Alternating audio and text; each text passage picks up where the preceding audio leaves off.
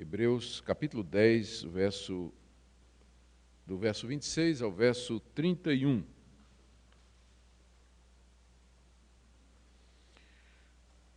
Porque se vivermos deliberadamente em pecado, depois de termos recebido o pleno conhecimento da verdade, já não resta sacrifício pelos pecados. Pelo contrário, certa expectação horrível de juízo e fogo vingador prestes a consumir os adversários. Sem misericórdia morre pelo depoimento de 2 ou 3 testemunhas quem tiver rejeitado a lei de Moisés. De quanto mais severo castigo, julgai vós, será considerado digno aquele que calcou aos pés o Filho de Deus e profanou o sangue da aliança, com o qual foi santificado, e ultrajou o Espírito da graça? Ora, nós conhecemos aquele que disse, a mim pertence a vingança, eu retribuirei. E outra vez, o Senhor julgará o seu povo. Horrível coisa é cair nas mãos do Deus vivo. Nós vamos orar, pedindo que o nosso Deus nos ilumine na compreensão da sua palavra e que aplique a mesma aos nossos corações. Nosso Deus, nós estamos diante da tua palavra e da tremenda advertência que ela faz contra a apostasia. Pedimos que o estudo dessa passagem fortaleça o nosso coração na perseverança em Cristo Jesus e que seja usada por ti também para confirmar os irmãos que de alguma maneira são tentados ao desânimo e até mesmo a abandonar a fé. Nós pedimos que tu nos deis uma igreja forte no Brasil, uma igreja firmada na tua palavra, corajosa, diante dos tempos difíceis que nós enfrentamos e iremos enfrentar. Sê com teu povo nessa manhã, em nome de Jesus. Amém. Meus irmãos, de acordo com a Bíblia, é perfeitamente possível uma pessoa passar um tempo como se fosse crente em Jesus e depois simplesmente abandonar essa fé em Jesus Cristo. Há muitos exemplos na Bíblia, eu cito alguns. Judas, ele esteve com Jesus durante 3 anos, ouviu as palavras de Jesus, andou com ele, fez inclusive milagres juntamente com os demais apóstolos, mas na verdade ele não era de Deus e no final ele apostatou, esse é o nome que se dá, a pessoa que se desvia da verdade depois de ter conhecido a verdade. Paulo fala de 3 pessoas que pertenciam à igreja, talvez algumas delas tenham entrado na igreja através do ministério de Paulo, mas que depois saíram da igreja e se viraram contra o próprio apóstolo Paulo. Ele menciona Himeneu e Alexandre, na sua primeira carta a Timóteo, e na segunda ele se refere ainda a Fileto. Na segunda carta a Timóteo, ele também menciona que Alexandre o latueiro lhe causou muitos males. Se esse é o mesmo Alexandre da primeira de Timóteo, era alguém que era líder da igreja, que saiu da igreja, se revoltou contra o cristianismo, abandonou as verdades cristãs e passou a pregar contra o evangelho de Jesus e a perseguir o apóstolo Paulo. Paulo também menciona Demas, na sua segunda carta a Timóteo, e se refere a Demas dizendo assim, Demas, amando o presente mundo, me abandonou e se foi. É outro caso de uma pessoa que durante muito tempo esteve com Paulo, foi até um colaborador de Paulo, mas que numa certa altura simplesmente abandona o evangelho e vai embora. Na primeira carta de João, nós encontramos a referência de João a falsos profetas, e João diz assim, eles saíram de nós, eram membros das igrejas, líderes das igrejas, frequentaram aquelas igrejas durante um tempo, quem sabe pregaram aquelas verdades durante um tempo, mas depois simplesmente abandonaram. Há casos conhecidos na história da igreja, no período pós-apostólico, há referências a Juliano apóstata e outros líderes que, durante muitos anos, eram pregadores do evangelho e, de repente, abandonaram a fé e se voltaram contra aquela fé que um dia pregaram. Mais recentemente, a história é triste de William Barclay, um professor de teologia que escreveu comentários sobre todos os livros do Novo Testamento, um mestre em grego, os comentários dele muito apreciados, mas no fim da vida, ele, na sua autobiografia, ele confessa que ele era agnóstico, ele nem sabia de fato se Deus existia. Ele passou todo aquele tempo como cristão, mas, na verdade, ele agora estava assumindo quase que um ateísmo. Uma pessoa que me encorajou muito a ir para o seminário foi um pastor muito famoso em Recife, que era muito popular e que as pessoas gostavam de ouvir. Era um grande pregador, atraía multidões. Não muito tempo depois que ele me convenceu a entrar no seminário, ele largou a mulher, os filhos, largou o cristianismo e foi ganhar a vida ensinando inglês até o dia de hoje, e hoje nega tudo o que ele pregou durante sua vida toda. Ontem eu recebi uma foto da minha turma de seminário. Me formei em 1983, minha turma tinha uns 30 a 40 alunos. E eu fui olhando as fotografias, o rosto dos meus colegas de turma e me lembrando deles, e contei vários deles que terminaram o seminário, entraram no pastorado, exerceram o ministério durante um tempo e já não são mais cristãos hoje. Negaram completamente a fé, abandonaram o evangelho e foram embora. Há vários motivos para a apostasia, que é você conhecer a verdade e abandoná-la. Tem pessoas que se desiludem com Deus. Elas esperavam de Deus alguma coisa, algum benefício material, ou então sofreram algum trauma, algum acidente, perderam um filho, uma filha, marido, esposo, um ente querido, e aí se desiludiu com Deus e simplesmente virou as costas e foi embora. Outros sempre foram fracos em tudo que fizeram, nunca tiveram raiz, pessoas inconstantes, instáveis, que mudam de opinião. Outros amaram o dinheiro mais do que a Deus, é o caso de Himeneu, Alexandre e Fileto. Outras passaram a amar o mundo mais do que a Deus, como Demas. Outros tiveram problemas morais, caíram, e geralmente essa queda é na área do sexo. Outros simplesmente deixaram a incredulidade entrar no seu coração. A carta aos Hebreus, que nós estamos estudando já há um tempo, foi escrita com o objetivo de impedir que isso acontecesse com judeus que haviam se convertido ao cristianismo e que estavam agora passando por muitas perseguições e que estavam tentados, então, a abandonar a fé em Jesus e voltar à antiga religião do cristianismo, religião do judaísmo. O nosso autor aqui, que nós não sabemos quem é, ele tenta segurar aqueles crentes. E eu preciso dizer que quando eu falo crente ou cristãos e que eles se tinham convertido, eu estou falando no aspecto externo, porque o coração só quem sabe é Deus. Eles tomaram a decisão, eles entraram na igreja, eles se batizaram, participaram da ceia, professavam cristianismo, mas só Deus sabe a sinceridade e a verdade desses atos. Então, como nós não sabemos, eu estou me referindo ao aspecto comunitário, geral. Todos eles eram cristãos professos. Se eram cristãos verdadeiros, só Deus sabe.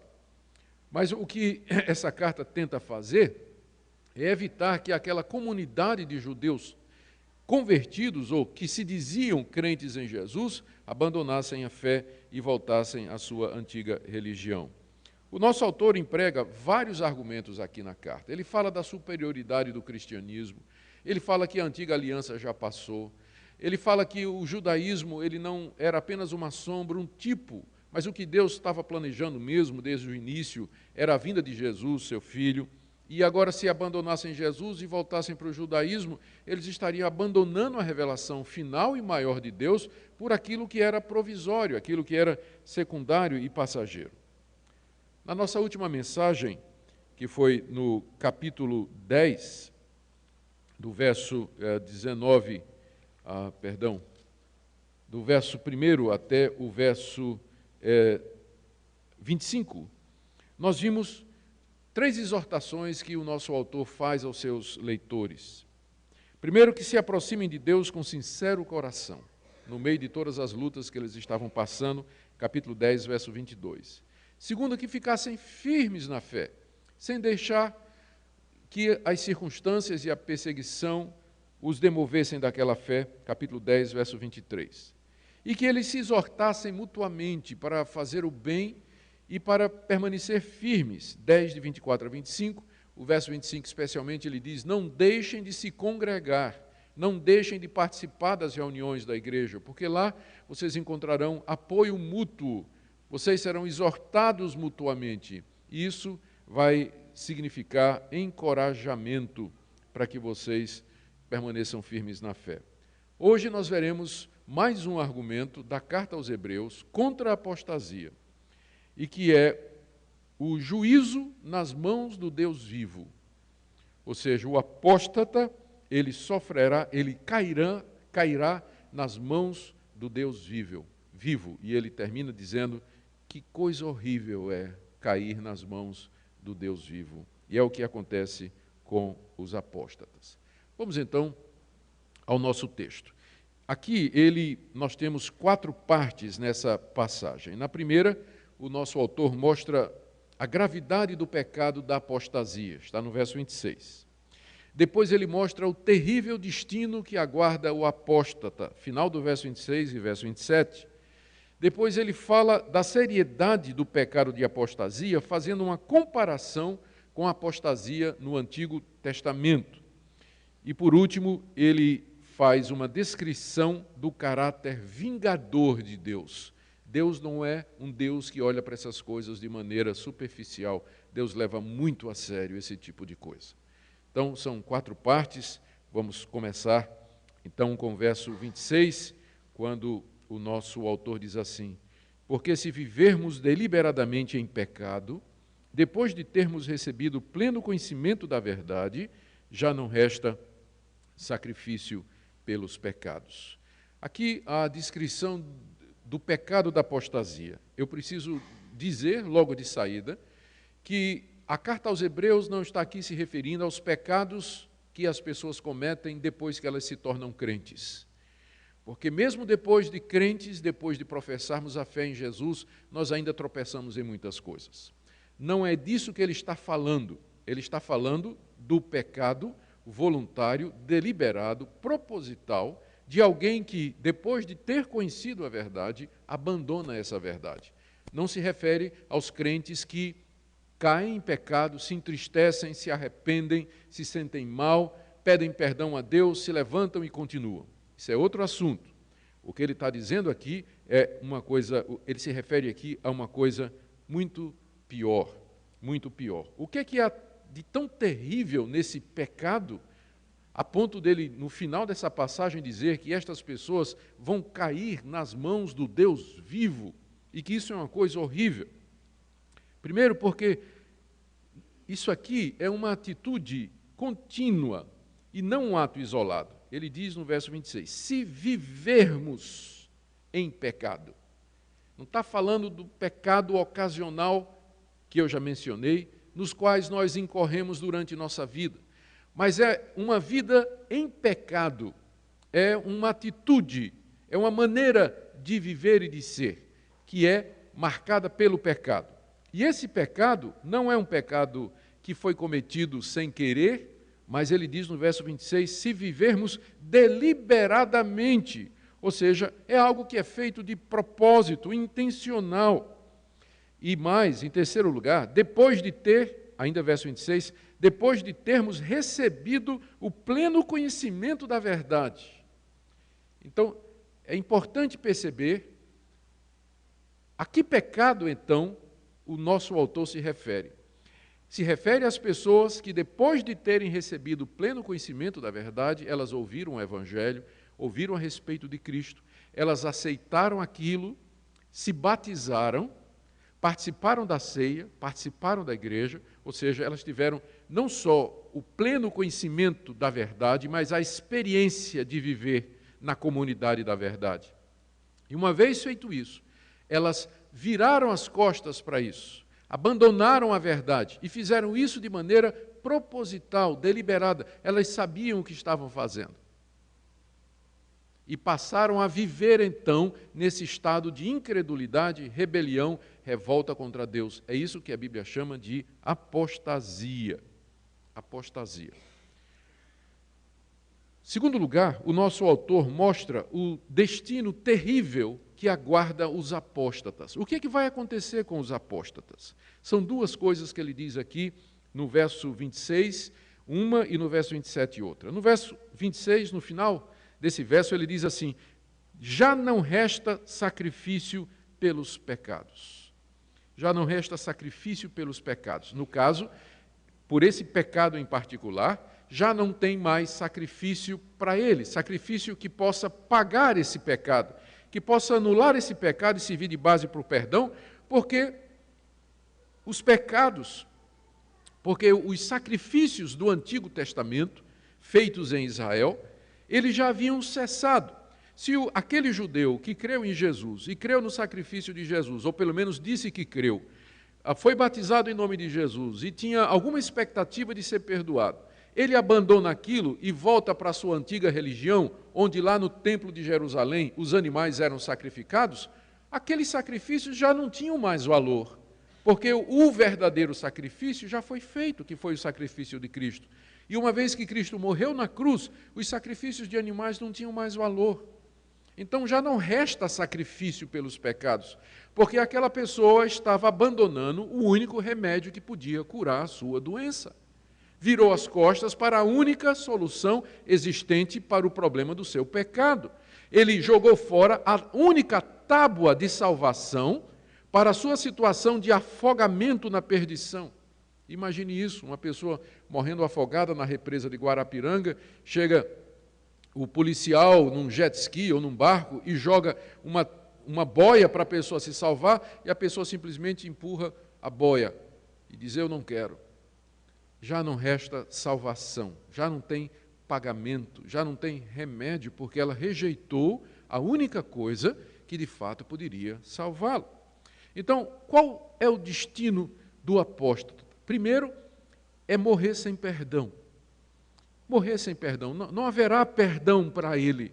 Ele levará os seus pecados para a sepultura e, com isso, o juízo de Deus sobre ele, que é o que diz o verso 27. Pelo contrário, em vez de sacrifício pelos pecados, o que existe é a certa expectativa horrível de juízo e fogo vingador prestes a consumir os adversários. Já que não tem mais sacrifício pelo pecado dele, ele vai morrer no seu pecado, ele vai morrer debaixo da ira de Deus, ele vai morrer condenado e, portanto, o que o aguarda é o fogo vingador de Deus, do juízo de Deus, horrível juízo de Deus que Deus exerce contra os seus adversários, porque é nisso que o apóstata se torna adversário de Deus, inimigo da verdade.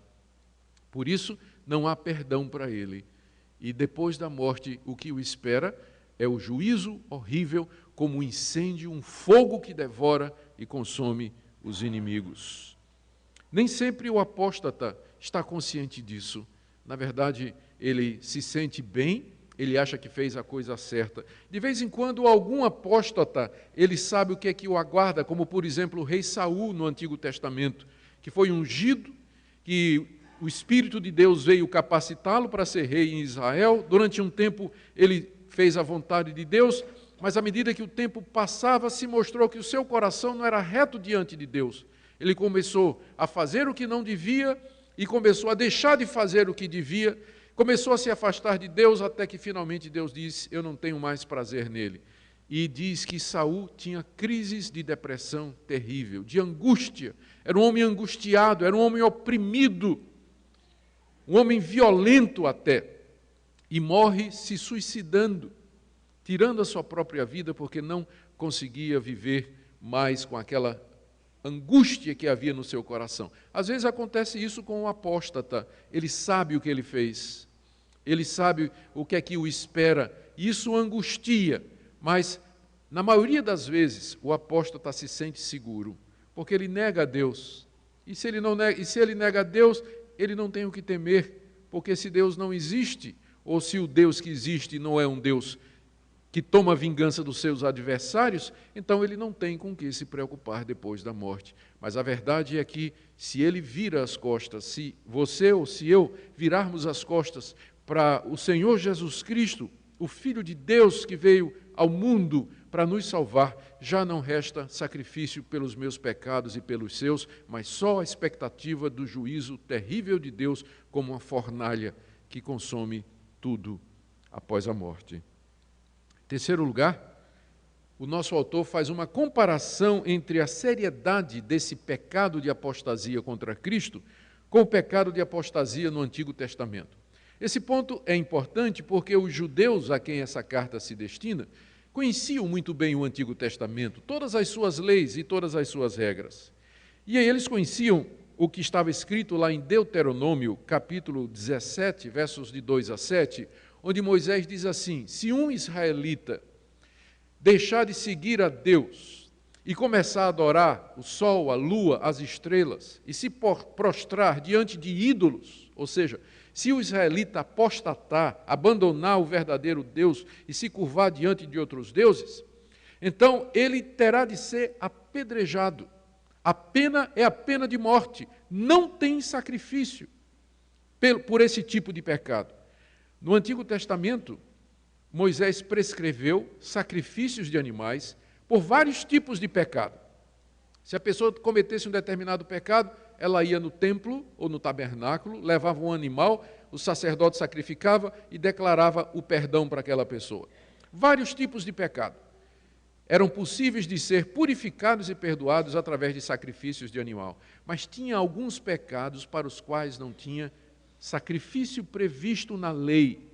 E um deles era esse aqui, era abandonar a Deus e servir a outros deuses. Se chamaria 2 ou 3 testemunhas e aquela pessoa morria sem misericórdia. Se as testemunhas confirmassem, é verdade, ele está adorando os ídolos, ele largou a Deus e está seguindo os falsos deuses, aquela pessoa seria apedrejada. Veja o que diz o verso 28, sem misericórdia, morre pelo depoimento de 2 ou 3 testemunhas quem tiver rejeitado a lei de Moisés.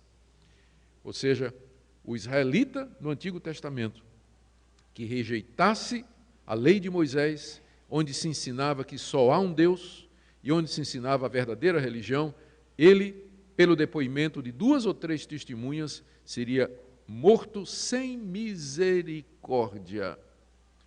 Agora, o nosso autor pergunta aos seus leitores, verso 29, de quanto mais severo castigo julgais vós, será considerado digno aquele que calcou, pisou aos pés o Filho de Deus, profanou o sangue da aliança com o qual foi santificado e ultrajou o Espírito da graça?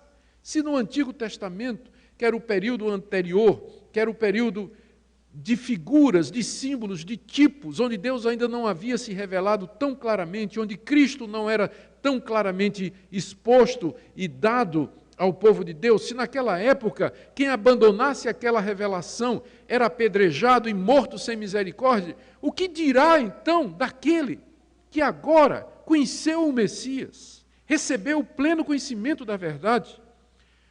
Olha o que o nosso autor diz que a apostasia é um pecado contra o Deus triuno. Primeiro, ele peca contra o Pai, porque pisa o Filho de Deus. Está aí no verso 29. Ele calca aos pés os filhos de Deus. Calcar significa pisar. Gente, a gente fica indignado quando vê um homem bruto, pisando o outro homem. A gente fica com mais raiva ainda quando a gente descobre que aquele bruto está pisando um homem bom e decente. Agora imagina, pisar o Filho de Deus. É isso que o nosso autor diz que o apóstata faz. Ele pisa o Filho de Deus, ele menospreza. Pisar é no sentido de tratar com desprezo, de rejeitar, de tratar como coisa banal e vulgar. Ele peca contra Deus que enviou o seu Filho. O que é que você faria com alguém que pisa no seu filho? Ele peca não somente contra o Pai, mas peca contra o próprio Filho. Diz aí que ele profana o sangue da aliança com o qual ele foi santificado.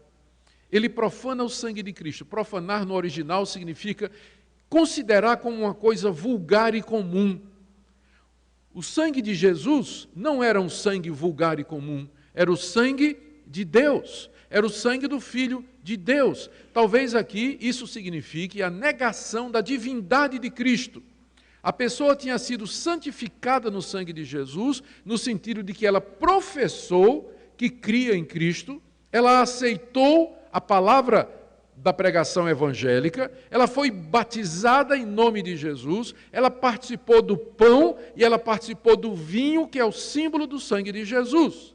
E agora, quando ela vira as costas e abandona aquilo tudo e nega tudo aquilo, ela está profanando o sangue de Jesus. Não só pisou em Jesus, mas está profanando, está considerando uma coisa vulgar, está menosprezando, desonrando o sangue precioso de Jesus. Pecou contra o Pai, porque pisou no Filho, peca contra o Filho, porque despreza o seu sangue, e ainda no verso 29, ele peca contra o Espírito, porque ultraja o Espírito da graça. É o Espírito de Deus que traz a graça de Deus até nós, pela pregação da palavra, pelo batismo, pelas ordenanças, pelo pão, pelo vinho, pela leitura da palavra, pela comunhão, pelo culto. O Espírito de Deus traz a graça de Deus para nós, mas o apóstata, ele resiste à graça de Deus. Ele resiste, ele se rebela contra a oferta graciosa que Deus faz de perdão mediante o seu Filho. Ele toma conhecimento disso, mas ele deliberadamente, propositadamente, se recusa a aceitar. Então ele pisa no Filho de Deus, peca contra o Pai, menospreza o sangue em que ele foi santificado, peca contra o Filho, e ultraja o Espírito da graça, peca contra o Espírito Santo. É um pecado contra a Trindade. É um pecado contra a Trindade. E agora, por último, então, em consequência, o nosso autor descreve o caráter vingador de Deus. Tem pessoas que acham que a gente só devia pregar que Deus é amor. Mas o autor aos Hebreus não ouviu esse tipo de psicologia moderna. Porque aqui ele faz uma advertência severa. E ele aqui fala do caráter vingador de Deus contra aqueles que o desafiam, a partir do verso 30, verso 31. Ora, nós conhecemos aquele que disse: a mim pertence a vingança, eu retribuirei. E outra vez, o Senhor julgará o seu povo. Horrível coisa é cair nas mãos do Deus vivo. Ele diz aqui no verso 30, ora, nós conhecemos aquele que disse. Nós aqui são os judeus, porque o nosso autor, ele é judeu. E os judeus conheciam o Deus que disse essas coisas, porque é o Deus do Antigo Testamento, é o Pai de Jesus, é o nosso Deus, é o mesmo Deus. E esse Deus falou, e a sua fala está registrada na Bíblia. E o nosso autor aqui cita duas passagens do Antigo Testamento, na verdade é uma passagem só, Deuteronômio 32, 35 a 36, onde Deus disse a Moisés: a mim pertence a vingança, Moisés, e eu julgarei o meu povo. O nosso autor, então, usa esse argumento. Ele diz: vocês sabem quem é Deus, não sabem? Vocês que estão sendo tentados a apostatar, vocês sabem quem é Deus, vocês conhecem a Deus. É aquele Deus que disse que ele se vingará dos seus inimigos e que ele vai começar julgando o seu próprio povo. Vocês conhecem esse Deus? Portanto, vocês estão pecando contra a sua própria alma. E ele conclui dizendo, no verso 31, horrível coisa é cair nas mãos do Deus vivo. Ele é chamado de Deus vivo aqui para nos lembrar que ele está sempre alerta, ele não está dormindo, não é um Deus morto, passivo, indiferente, mas é um Deus vivo. E também porque vivo significa que ele vive para sempre. Se você caísse nas mãos de um Deus que vivesse o mesmo tempo que você vive, um dia seu sofrimento ia acabar.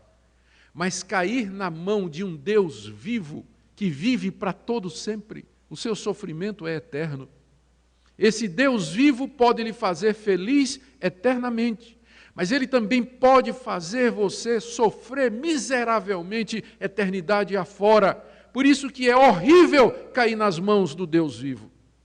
Depois que você pisou o filho dele, e desprezou o sangue do Filho dele e ultrajou o Espírito da graça. A quem essa palavra se aplica hoje? Essa advertência tem algum valor para nós hoje? Sim. Se aplica sim. Os apóstatas sempre existiram. Eu penso, por exemplo, nos liberais que estão dentro das igrejas bíblicas. Os liberais que negam a palavra de Deus, que negam a divindade de Jesus, que negam que Ele morreu pelos nossos pecados, que negam a ressurreição de Jesus de entre os mortos, e que estão nos nossos seminários, ensinando uma outra religião que não o cristianismo. Para mim, os liberais são o melhor exemplo de apóstata nos dias de hoje. Eles se declaram pastores, são mestres de teologia, doutores em teologia, mas, na verdade, eles apostataram há muito do verdadeiro Deus e se enquadram aqui nessa advertência. Eu penso também nos membros das seitas. A maioria dos membros de seitas, um dia, foram de igrejas evangélicas.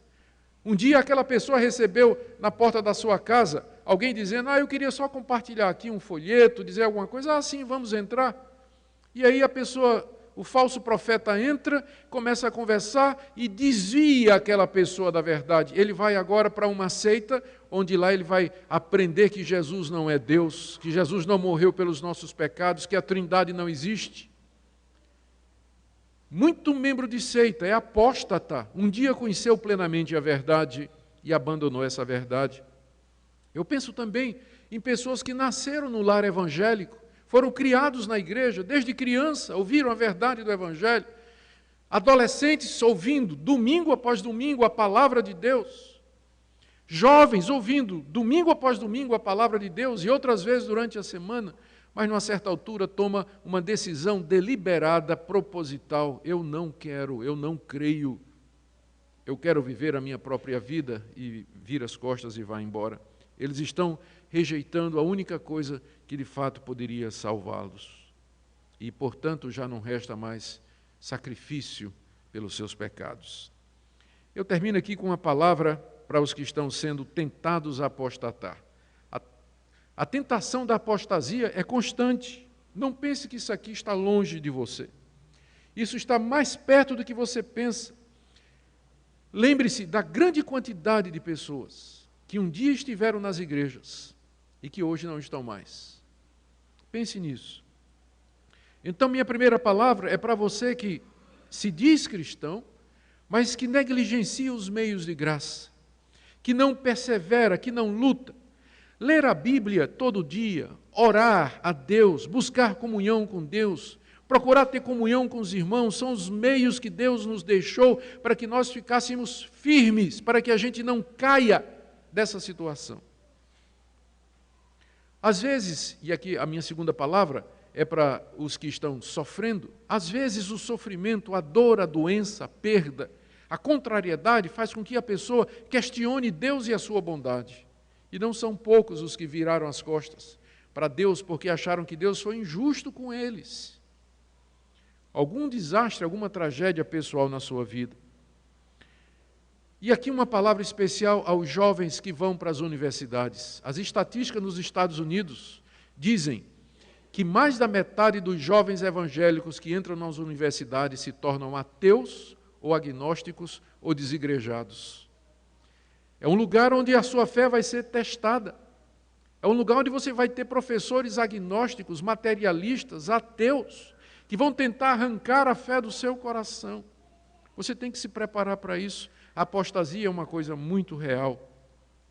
E, por fim, para aqueles que acham que esse tipo de mensagem não cabe, que a gente tem que falar do amor de Deus, da misericórdia de Deus.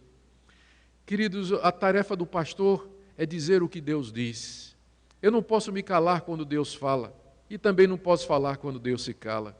E aqui ele está falando, é uma advertência severa, é uma advertência séria para a igreja, contra a apostasia, contra esse perigo real que as pessoas correm de, pressionadas por circunstâncias diversas, virar as costas para Deus e esquecer que só em Jesus nós temos salvação.